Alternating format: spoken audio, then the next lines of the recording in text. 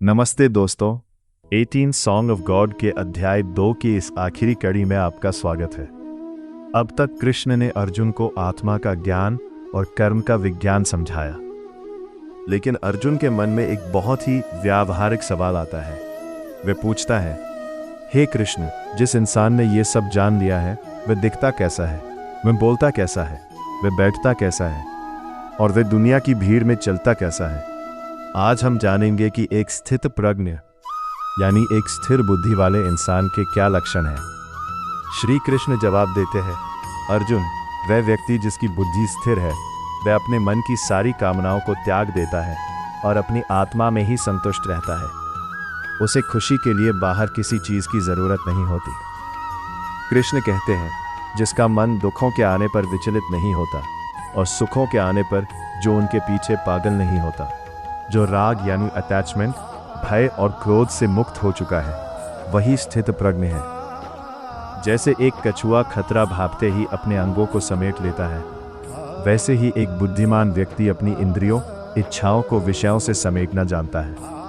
वह अपनी इंद्रियों का गुलाम नहीं बल्कि उनका मालिक होता है। कृष्ण समझाते हैं कि इंसान बर्बाद कैसे होता है। चीज़ों के बारे में सोचने से उनमें आसक्ति, अटैचमेंट पैदा होती है। आसक्ति से इच्छा जन्म लेती है। इच्छा पूरी ना होने पर क्रोध आता है। क्रोध से भ्रम पैदा होता है।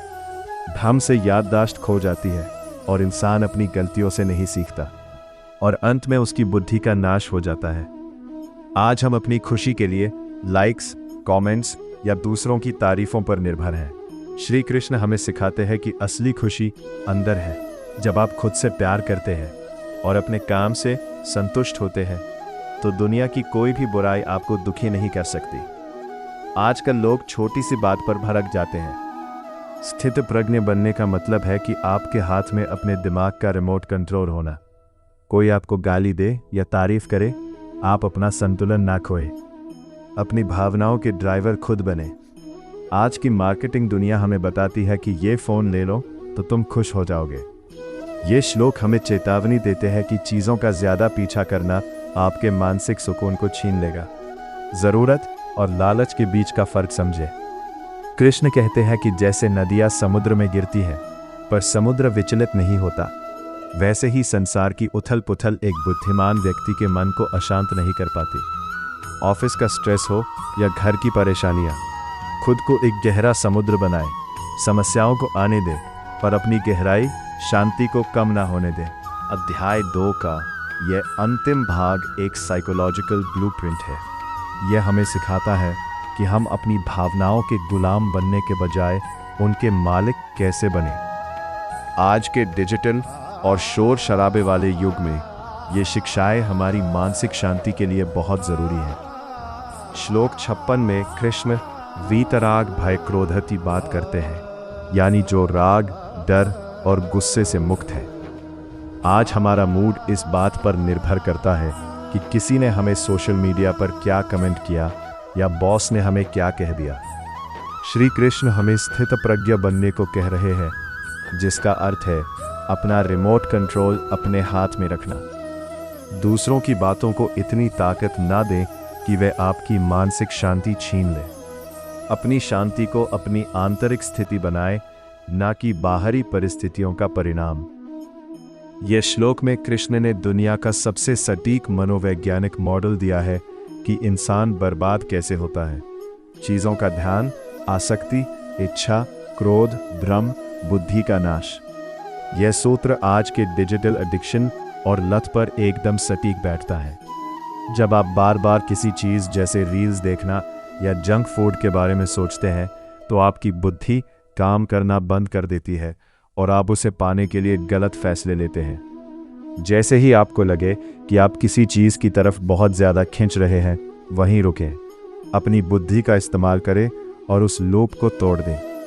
श्लोक 58 में कछुए का उदाहरण दिया गया है। हमारी इंद्रियां, आंखें, कान हर वक्त सूचनाओं और विज्ञापनों से घिरी रहती है जो हमें अशांत करती है। जब भी आपको लगे कि आप तनाव महसूस कर रहे हैं या दुनिया का शोर बहुत ज़्यादा है, तो कछुए की तरह अपनी इंद्रियों को अंदर समेट लें। दिन में कुछ समय के लिए मोबाइल और इंटरनेट से दूर डिजिटल डिटॉक्स होकर अपने स्व के साथ समय बिताएं। श्लोक 70 कहता है कि जैसे नदियाँ समुद्र में समा जाती है पर समुद्र नहीं हिलता, वैसे ही इच्छाएं स्थित प्रज्ञ के मन में आती है पर उसे विचलित नहीं करती। जीवन में समस्याएं नदियाँ हमेशा आती रहेंगी, कभी आर्थिक तंगी, कभी रिश्तों में खटास। खुद को एक छोटा तालाब ना बनाए जो कंकड़ फेंकने से हिल जाए, खुद को समुद्र जैसा गहरा बनाए। समस्याओं को स्वीकार करे, उन्हें आने दे और जाने दे, लेकिन अपनी बुनियादी शांति को कभी मत छोड़िए। दोस्तों, एक स्मार्टफोन की कल्पना कीजिए, अगर उसका स्क्रीन लॉक ना हो तो कोई भी ऐप खुल जाएगी और बैटरी खत्म हो जाएगी। हमारा मन भी वैसा ही है। अगर हम स्थित प्रज्ञ नहीं हैं तो कोई भी व्यक्ति आकर हमारे मन की ऐप खोल देगा, कभी गुस्से वाली, कभी दुख वाली। श्री कृष्ण हमें अपने मन पर पासवर्ड लगाना सिखा रहे हैं ताकि हम अपनी मर्जी से अपनी खुशियों के मालिक बन सकें। इसके साथ ही गीता का सबसे बड़ा और आधारभूत अध्याय समाप्त होता है। अब अर्जुन को सिद्धांत तो समझ आ गए हैं, लेकिन वे अब भी इस दुविधा में है कि ज्ञान श्रेष्ठ है या कर्म। इसी सवाल से अध्याय 3 कर्म योग की शुरुआत होती है।